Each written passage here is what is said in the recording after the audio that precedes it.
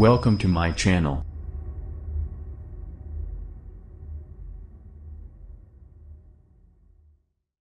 Medibank data breach. Personal information of Australian health insurers' customers posted to the dark web, data stolen from an Australian health insurer, including the names, addresses, and birth dates of hundreds of customers, has been posted to a forum on the so-called dark web. The files appear to be a sample of the data that was accessed, Medibank said in a statement Wednesday.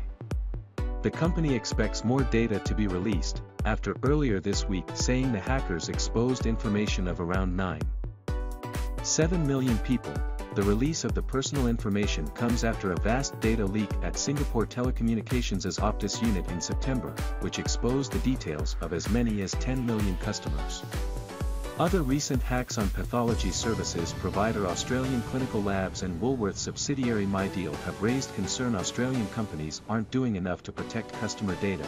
The hackers warned early Tuesday that they would release the data within 24 hours, a day after the Melbourne-based company said it wouldn't pay a ransom because that would only encourage further crime. The leaked data contained details of about 100 customers including their treatments for cannabis dependence, alcohol abuse, anxiety, and drug use, the Australian Financial Review reported. Medibank's data breach could cost the company more than $129 million, roughly 1,050 rupees crore, according to Bloomberg intelligence analysts Matt Ingram and Jack Baxter.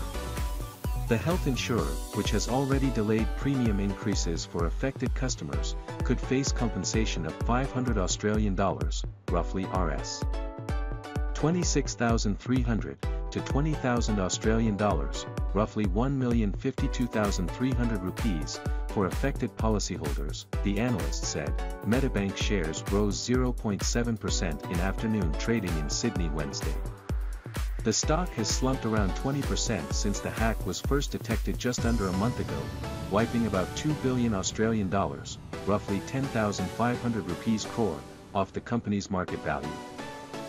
The exposure of the first batch of information and threats to post more could be designed to pressure Medibank to pay the ransom, said Josh Lemon, who teaches cybersecurity at the SANS Institute. Unfortunately, paying the ransom doesn't always guarantee that the data won't be released or resold to other cyber criminals, Lemon said.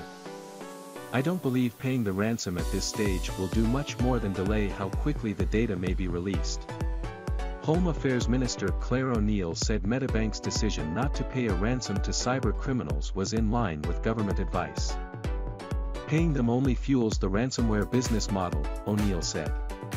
They commit to undertaking actions in return for payment, but so often re-victimize companies and individuals. Under no circumstance should Medibank consider paying the ransom, said Troy Hunt, who runs breach tracking website Havebeamkin.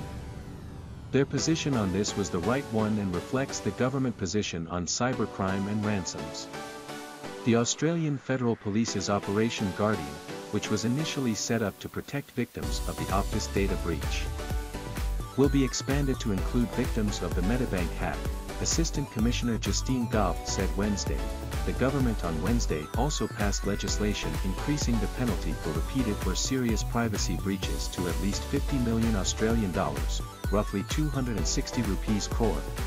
Significant privacy breaches in recent weeks have shown existing safeguards are outdated and inadequate.